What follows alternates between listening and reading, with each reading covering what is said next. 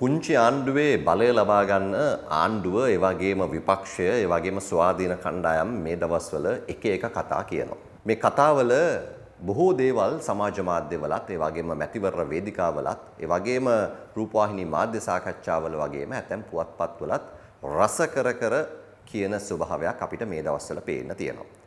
පොඩක් අහලා බලන්න මේ අගමැතිතුමියත් ඒ වගේම අපේ රටේ ජනාධිපතිතුමාත් පුංචි ඡන්දයේ ඉලක්ක කරලා එකම ප්‍රකාශයක් එකම අර්ථයක් එන විදිහට වෙනස් විදිහකට කියනවා. පොඩක් අහලා බලන්න මේක. අර පරිස්සමෙන් කැපවීම කළා සතේ ගැන වියදම් කරන හැම සතයක් ගැනම දහස් වතාවක් හිතලා එකතු කළා මේ මහනගර සභාවට මුදල් දෙනකොට එතන ඉන්නේ හොරු ටිකක් නා කොහොමද අපි මේක කරන්නේ? ඔය මුදල් ටික අපි හොරු ඉන්න ප්‍රාදේශීය සභාවකට අපිට එවන්න පුළුවන්ද? බෑ. right ඉතින් ඇත්තනේ අපි කොහොමද මේ ඉතාමත්ම පරිස්සමෙන් අපි මේ සියලු කැපවීම කළා ඉතුරු කරගත්ත සල්ලි ටික ඕන දෙයක් කරන්න කියලා දෙන්න පුළුවන්. දෙන්නේ. අපි උඩ ජාතික තීන්දුව ගන්නවා. ප්‍රාදේශ සභාවට සල්ලි මාතරට සල්ලි එවනවා. අක්මනට සල්ලි එවනවා. උලටිනට සල්ලි එවනවා. කඹුරු පිටියට සල්ලි එනවා. මොකද වෙන්න ඕනකම තියෙන්නේ. ඒ සල්ලි ටික හරියට රැක බලාගෙන ප්‍රාදේශීය වශයෙන් ඒ වැඩ ටික කරන්න ඕනකම තියෙනවා. වෙන පැත්තකින් આવොත් මොකද වෙන්නේ? යෝජනා එවන්නේ නැහැ. ඒවත් අපි වැඩි ගණන් ගන්නෙත් නැති. මේක එහෙමනේ මේක ගිමන ඇත්ත ගත්තු. එන්ද විශ්වාස කණ්ඩායමක් ඉන්න ඕනේ මෙතන. මෙහෙන් මුලටියනින් ඒ පැත්තෙන් එන යෝජනාව උඩ ඉඳගෙන අපි අනුමත කරන්න ඕන. අනුමත කරන්න නම් මෙතන ඉන්න ඕන යෝජනාව වෙන කණ්ඩායම ගැන විශ්වාසයක් තියෙන්න ඕන. තාම ශක්තිමත් ප්‍රාදේශ සභාවක් හදන්න. ඒ ප්‍රාදේශ සභාවේ යෝජනා ටික අපි අරගෙන අපි සල්ලි ටික එවන්නම් වැඩ ටික කරන්න. මොකද කියන්නේ?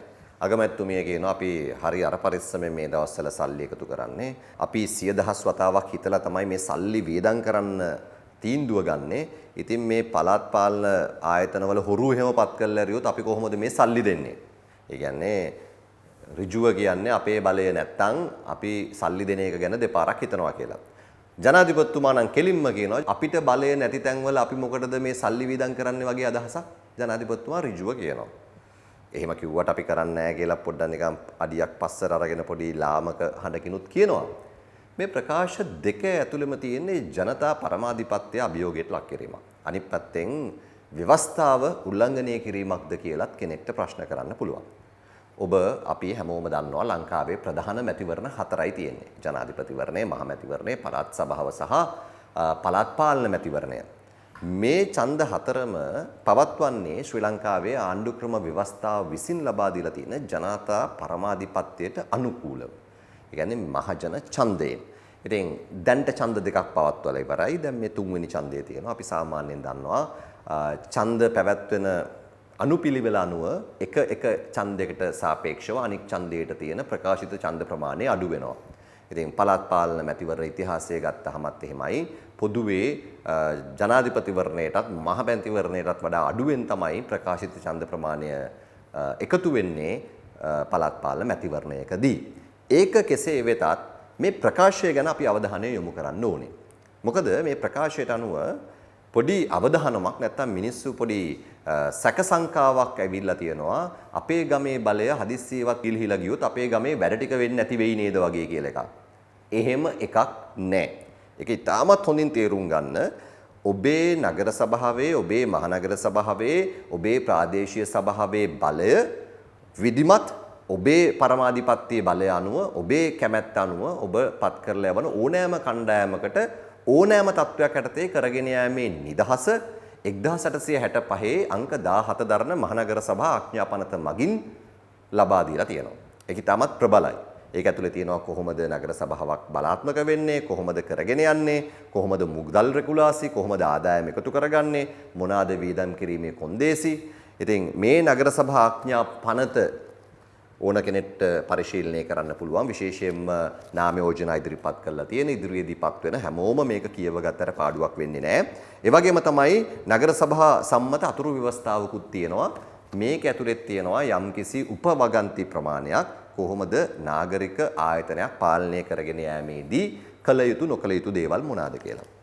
මෙන්න මේකේ විශේෂම ඔය ජනාධිපතිතුමා කියන කාරණයට අදාළව අපි මුදල් දෙන්නේ නැහැ වගේ කියලා කිව්වහම පොඩි බයක් එනවනේ මිනිස්සුන්ට. එහෙම බය වෙන්න එපා. මේකේ තියෙනවා 7 වෙනි කොටසේ මුදල්. ප්‍රාදේශීය අරමුදලක් පිහිටවන්නේ කොහොමද? ඒ ප්‍රාදේශීය අරමුදලට අයත් වෙන මුදල් එකතු කිරීමේ තත්වයන් මොනවද? ඒ වගේම තමයි අපි ගත්තොත් එහෙම ඒ සඳහා වන උපවගන්ති තියෙනවා 3 වන උපලේඛනයේ බදු අය කර ගැනීමට තියෙන නෛතික අයිතිය මොකද්ද? ඒ වගේම දඩ මුදල් හෝ සභාවේ පරිපාලන සීමා ඇතුලේ සිදු කරන කාර්යයන් සඳහා මුදල් ලබා ගැනීමේ විධිවිධාන මොනවද? ඒත් එක්කම මුද්දර ගාස්තු සහ සෙසු සේවා ගාස්තු අය කරගන්නේ කොහොමද කියන එක මේ උපවගන්ති 3 සහ 4 ඉතාමත් පැහැදිලිව කියලා තියෙනවා. ඒක නිසා වැඩි කලබල වෙන්න ඕනේ නැහැ. අපි ගත්තොත් එහෙම කොළඹ මහනගර සභාව කියන්නේ වාර්ෂිකව රුපියල් බිලියන 30ක වගේ ආදායමක් තියෙන ආයතනයක්. මහරගම වගේ නගර සභා සීමාවක 2024 ගත්තොත් එහෙම අපේක්ෂිතව තිබ්බා රුපියල් මිලියන 1200ක්. සත්‍ය ආදායම් තියෙනවා 9 වෙනි මාසෙ වෙනකොට රුපියල් මිලියන 10 ඉක්මවලා. ඉතින් 2025 අවුරුද්දේ වුන් බලාපොරොත්තු වෙනවා මිලියන 1400ක සීමාවට ළඟා වෙන්න. මේ හොඳටම ඇති. මොකද නගර සභාවක සේවක පඩිනඩි නැත්නම් රාජ්‍යයේ ස්ථිර සේවකයන්ගේ පඩිනඩි මධ්‍යම රජයේ ඒකාබද්ධ අරමුදල විසින් දරනවා. ඒක මුදල් කොමිෂන් සභාව අනුව සීමාවන් වලට යටත්ව මේ මුදල් බෙදා හැරීම සිදු කරනවා ඒකාබද්ධ අරමුදලෙන්. හැබැයි නගර සභාවක සේවාව සඳහා ස්ථිර සේවකයන් මදිවන තැන බඳවා ගැනීම කරන්න පුළුවන් නගර සභාවේ තීන්දුව සම්මත කරගෙන කොන්ත්‍රාත් සහ අනියම් සේවකයන් ඔවුන්ගේ පඩිනඩි ගෙවන්න ඕනේ නගර සභාවේ තැම්පත් අරමුදල් වලින් නැත්නම් එකතු කරගන්නා අරමුදල් වලින්. ඉතින් එහෙම නිදහසක් නගර සභාවකට තියෙනවා. අපි සාමාන්‍යයෙන් කියන්නේ උපතේ සිට මරණය දක්වා ඕනෑම සේවාවක් නගර සභාවකින් සිදු කරගන්න පුළුවන්. ඔව් ඇත්ත අනිවාර්යෙන් පුළුවන්. ඔබගේ මංමාවත් වල පිළිසකර කර ගැනීම, මංමාවත් අලුතින් සාදා ගැනීම, කානු පද්ධතියන් සාදා ගැනීම, ඒ අපවිත්‍රතා නිවැරදි කර ගැනීම, කැලි කසල එකතු කර ගැනීම, වීතිලාම්පු නඩත්තු කර ගැනීම සහ ඔය එකී නොකී සේවාවන් රසක් තියෙන නගර සභාවකට ඉටු කර දිය හැකි. ඒ කිසිදු සේවාවක් සඳහා මධ්‍යම රජයෙන් රුපියලක්වත් නගර සභාවකට ඕනේ වෙන්නේ නැහැ. මේක තමයි ඇත්ත කතාව. හැබැයි අපි කියමුකෝ මහනගර සභාවක් නම් ගිනි නිවීමේ ඒකකයක් තියෙන්න ඕනේ. ගිනි නිවීමේ රථයක් ගන්න. නගර සභාවට බැරි වෙන අවස්ථාවක නගර සභාවට පුළුවන් විදේශ අරමුදල් වලට අයදුම් කරන්න. එහෙමත් නැත්නම් භාණ්ඩාගාරයට ඒ බව දැනුවත් කරන්න රේකී අමාත්‍යාංශය හරහා. ඒ වගේම රජයට පුළුවන් විදේශ ආධාර යටතේ හම්බ වෙන පරිත්‍යාග මේ අවශ්‍යතා අනුව බෙදා හරින්න.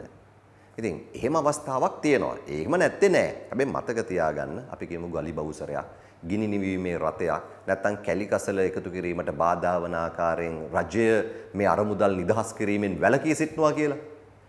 අවසානයේගේ පාඩුව කාටද? මහ ජනතාවට. ගඳ ගහන නගරයක්, අපිරිසිදු නගරයක් කවුද කැමති? ඒක නිසා මධ්‍යම රජයටවත් ආණ්ඩුවටවත් නැත්නම් ජනාධිපතිතුමාටවත් අගමැතිවරියටවත් හිතූ පරිද්දෙන් අපි අහවල් එකට අහවල් මුදල් දෙනවා, අහවල් තැනට අපි මුදල් දෙන්නේ නැහැ වගේ කතා කියවීම එච්චර ගැලපෙන්නේ නැහැ. ඒ වගේම තමයි ඒවා ජනතා පරමාධිපත්‍යයට පටහැනි. බොහෝ වෙලාවට ව්‍යවස්ථාව උල්ලංඝනය කිරීමේ ගති ලක්ෂණත් ඒවැයෙන් පේන්න තියෙනවා. මතක තියාගන්න රටේ ජනාධිපතිතුමා කියන්නේ මුල් පුරවැසියා. ඔබතුමාට මුළු රටේ සමස්ත ජනතාවටම වගවීමේ නිලධාරියා. ඒක නිසා ඒ විදිහට ප්‍රකාශනිකුත් කිරීම ඔබතුමාට එච්චර ගැලපෙන්නේ නැහැ. ඒ වගේම තමයි ජනාධිපතිතුමා, ඒ වගේම තමයි අගමැතිතුමිය, ඒ වගේම අපේ මේ වැඩසටහන අහන් ඉන්න හැමෝම හොඳින් අවබෝධ කරගන්න ඕනේ නගර සභා ව්‍යුහය ටිකක් වෙනස්. අපි සාමාන්‍යයෙන් කතාවට කියනවා විධායකය සහ ව්‍යවස්ථාදායකය කියන දෙකේම බලය නගර සභාව ඇතුලේ තියෙනවා කියලා. උදාහරණයක් විදිහට නගර සභාවේ සභාපති හෝ නගරාධිපතිට අයිතිය තියෙනවා නැත්නම් ඔහු තමයි ප්‍රධාන ගණන් දෙන නිලධාරියා බවට පත් වෙන්නේ. රජයේ ස්ථිර නාගරික ලේකම් හෝ නාගරික කොමසාරිස් ගණන් දෙන නිලධාරියා විදිහට තමයි සේවය කරන්නේ. අනික් ආයතන අපි ගත්තොත් අමාත්‍යාංශයක ලේකම් නැත්නම් සංස්ථාවක දෙපාර්තමේන්තුවක ඉන්න අධ්‍යක්ෂ ජෙනරාල් හෝ සාමාන්‍ය අධිකාරී තමයි අපි සාමාන්‍යයෙන් ව්‍යවහාරය අහන්නේ ප්‍රධාන ගණන් දෙන නිලධාරියා විදිහට. හැබැයි මේකේ හැඩරුව සහ ස්වරූපය වෙනස්. ඉතින් ඒ தત્ත්වයේ යටතේ සාමාන්‍යයෙන් අපි හඳුනගන්නේ දේශපාලන අධිකාරියක් නඩත්තු කරන දේශපාලන අධිකාරියක් මෙහෙවන ලංකාවේ එකම එක ආයතන පද්ධතිය තමයි පළාත් පාලන ආයතන පද්ධතිය. ඒ වගේම තමයි මහ ජනතාවට ඍජුවම ඕනෑම මොහොතක සම්බන්ධ වෙලා ගම ගැන, නගරය ගැන, තමන්ගේ සුවපහසුව සහ සේවාවන් ගැන ඕනෑම අවස්ථාවක තීන්දුව තීරණ ගන්න පුළුවන් එකම එක ආයතනය තමයි නගර සභා පළාත් පාලන ආයතන පද්ධතිය. ඔබට සභාව පැවැත්වෙන ඕනෑම දවසක ඕනෑම නගර සභාවක ඕනෑම ප්‍රාදේශීය සභාවක ඕනෑම මහනගර සභාවක ඔබට ගිහිල්ලා ඔබේ අයිතිවාසිකම් ඔබේ ඉල්ලීම් ඔබේ නාගරික මන්ත්‍රීවරයා නැත්නම් ඔබගේ කොට්ටාශ නියෝජිතයා හරහා ඉදිරිපත් කිරීමේ අවස්ථාව තියෙනවා. ඉතින් අපි කියමුකෝ මේකේ ඉන්නේ බහුතරයක් හොරු කියලා. හරි ලේසියි මේ වැඩේ වෙන් කරගන්න. දැන් සාමාන්‍යයෙන් පවුල් එකක 5000ක් වගේ උපරිමයක් තමයි මේ කොට්ටාසයකට තියෙන්නේ. ඉතින් මේ ගමේ ඉන්න පිරිස දන්නවා ගමේ ඡන්ද ඉල්ලන පුද්ගලයාගේ කැරැට්ටුව ගැන. ඔහු උගත් මිනිස්සෙක්ද? ඔහු බේබද්දෙක්ද? ඔහු ඉතිහාසයේ ඉඳන්ම වංචනිකයෙක්ද? ඔහු සදහැවත් එහෙමත් නැත්නම් කාර්යශූර නිලධාරියෙක්ද පුද්ගලයෙක්ද කියලා මේ ගමේ මිනිස්සු දන්නවා. ඔබ වැඩි මේ පක්ෂය ගැන හිතන්න යන්න එපා.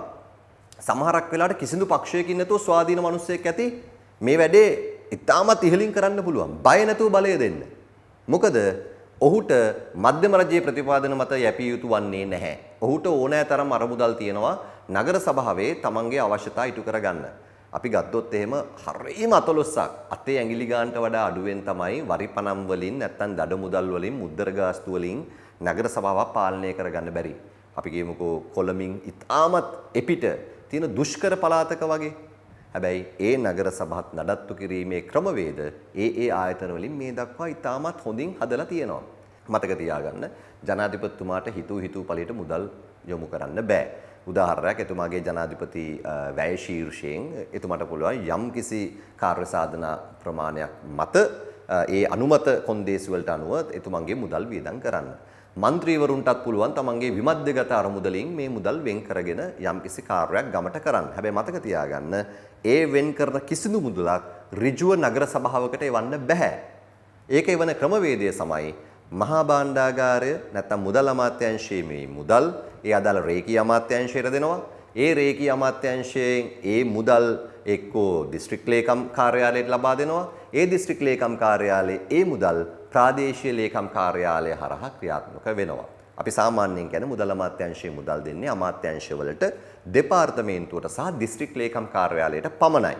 දිස්ත්‍රික් ලේකම් කාර්යාලයට පුළුවන් ඒ සේවාවන් ග්‍රාමීය මට්ටමින් කරගෙන යාම සඳහා ප්‍රාදේශීය ලේකම් කාර්යාලයට මුදල් ලබා දෙන්න. ඉතින් බොහෝ වෙලාවට මේවා ප්‍රතිපූර්ණ වීමක් තමයි බොහෝ වෙලාවට වෙන්නේ. මේ මුදල් ඕනේ නම් පුළුවන් ප්‍රාදේශීය ලේකම්ට තමන්ගේ ව්‍යාපෘතිය කරන කොන්ත්‍රාත්කරුවා බවට නගර සභාව පත් කර ගන්න. ඒක නිසා මේ සියලුම ආයතන තමන්ගේ ක්‍රියාපටිපාටීන් වලට අනුකූලවයි කටයුතු කරන්නේ. ජනාධිපතිවරයාට වෙනත් කාර්ය පටිපාටියක් තියෙනවා. ඒ වගේම පාර්ලිමේන්තුවට තව කාර්ය සහ කර්තව්‍ය ප්‍රමාණයක් තියෙනවා. පළාත් සභාවට ඒකේ නියමිත කාර්ය කර්තව්‍ය ගොන්නක් තියෙනවා. ඒ වගේම තමයි මේ නගර සභා ප්‍රාදේශ සභා සහ මහනගර සභාවටත් ඒ නියමිත කාර්ය පටිපාටින් ප්‍රමාණයක් තියෙනවා. ඉතින් මේ බලය විමධ්‍යගත කිරීමේ බලාපොරොත්තුව මේ හදන ව්‍යාපෘති ජනාධිපතිතුමාට යවලා ජනාධිපතිතුමාට බලලා සම්මත කළා මේක අපි ඒකට අදාළව නම් මුදල් දෙන්නම් වගේ නිකන් සුන්දර කතා කිවීමෙන් මහා ලොකු වාසියක් හම්බ වෙන්නේ නැහැ. ඒක ලස්සන සුරංගනා කතාවක් විතරයි. මොකද ඔබතුමාට ඉදිරියේදී එන අභියෝගයක් ජනාධිපතිතුමනි. ඒ තමයි ඔබතුමාගේ අයවැයේ ඔබතුමා වැඩි හරියක් ආදායම් බලාපොරොත්තු උනේ මේ ලංකාවට ආනයනය කරන වාහනවල එන බද්ද. අපිට පේන්න තියෙනවනේ මේ දවස්වල කියන කතා. එහෙම වාහන ආවෙත් නැහැ, ඒන වාහන විකිනෙන්නෙත් නැහැ වගේ කතා. ඒක නිසා ඔබතුමා අවධානය යොමු කරන්න ආදායම් උත්පාදනයේ මධ්‍යම රජයට. එහෙම නැත්නම් ඔබතුමා අර වැඩි කරා කියන වැටුප ගෙවා ගන්නත් මේ නුදුරේදී මුදල් මදි වෙන්න පුළුවන්. ඉතින් මේ නගර සභාවලට, මේ ප්‍රාදේශීය සභාවලට, මේ මහනගර සභාවලට ඔවුන් උත්පාදනය කරන ආදායම්, ඔවුන් උත්පාදනය කරන අනිකුත් ධන උත්පාදන අවස්ථාවන් හොඳටම ඇති ඒ නගර සභාව පාලනය කරගෙන යන්න. ඉතින් ඒ අවස්ථාව උන්ට දෙන්න වේදිකාවලට ගිහිල්ලා කොච්චර කිව්වත් කියන්නා කෙසේ කීවත් අසන්නා සිහිබුද්ධියෙන් ඇසිය යුතුයිනේ. ඒක නිසා මේ සියලුම දෙනාට මහජනතාවට විශේෂයෙන් ඔබේ ඡන්දය වටිනවා. මොකද ඡන්දය වටින්නේ ඔබට ඍජුව ගනුදෙනු කරන්න පුළුවන් එකම දේශපාලන ආයතනය තමයි නගර සභා, මහනගර සභා, ප්‍රාදේශීය සභා. ඒ ඔබේ ජන ජීවිතයට 100% ඍජුව බලපානවා. ඔබේ උපතේ සිට මරණය දක්වා ඔබගේ ගමේ, ඔබගේ ඉඩමේ, ඔබගේ නිවසේ සියලුම කාර්යයන් පවත්වාගෙන යාම සඳහා මේ නගර සභාව වටිනවා, වැදගත්. ඒක නිසා මේකට ඡන්දය පාවිච්චි කරන්න. ඡන්දය පාවිච්චි කරනකොට මේක ගැන වැඩි පක්ෂ දේශපාලනය ගැන නොසිතුවාට කමක් නැහැ. හැබැයි හරි පුද්ගලයා ගමෙන් පත් කරගන්න පක්ෂ දේශපාලනයේ ගමේ සාධකයට එච්චරම බලපෑමක් එල්ල කරන්නේ හැබැයි ඔබ හරි පුද්ගලයා මොන පක්ෂෙන් හෝ මොන ස්වාධීන කණ්ඩායමෙන් පත් කළා යවුවේ නැත්තම් ඒකේ ಗುಣදොස් බලා ගන්න වෙන්නේ ඔබ තමුන්නාන්සෙලාටම තමයි. ඉතින් ඒක නිසා තව පොඩි දවසයි තියෙන්නේ. ඒ පොඩි දවස සූදානම් වෙලා හරියට ඡන්ද දෙන්න. ඒ වගේම ජනාධිපතිතුමා පුළුවන් නම් නැත්නම් අගමැතිතුමියට හැකියාවක් තියෙනවා නම් අපේ නොදැනුවත්කමට සමා වෙලා අපිව පොඩ්ඩක් දැනුවත් කරන්න. මේ පහුගිය අවුරුදු 10ක මධ්‍යම රජය කොච්චර මුදලක් මේ නගර සභාවලට නැත්නම් මහනගර සභාවලට ප්‍රාදේශීය සභාවලට වැටුප් හැර ගෙවීම් කළා තියෙනවද? ඒක මොන අයවැය වෝට් එකෙන්ද දීලා තියෙන්නේ? මොකද අපිත් නොදන්න කරුණු මොන තරම් තියෙන්න පුළුවන්නේ. ඉතින් ඒක මොන වෝට් එකෙන්ද දුන්නේ කියලා පොඩ්ඩක් පැහැදිලි කරන්න ඉස්සරහා අවස්ථාවක. ඒක එතකොට මහ ජනතාවට ඒක දැනගෙන ඔබතුමන්ලා ඇත්තනම් කියන්න අන්න ඔබතුමන්ලාගේ ලිමිටු කිරීමේ අයිතිය හැකියාව මහ ජනතාවට තියෙනවා. එහෙම නැත්නම් අපි මේවා වෙන විදිහකට මහ ජනතාවට විසඳ ගන්න දීලා බයේ තැතිගන්නේ නැතුව මහජන පරමාධිපත්‍ය අවස්ථාවෙන් උපරිම ප්‍රයෝජන මහ ජනතාව ලබා ගැනීම කියන බලාපොරොත්තුවෙන් පොඩ්ඩක් බලන් ඉමු.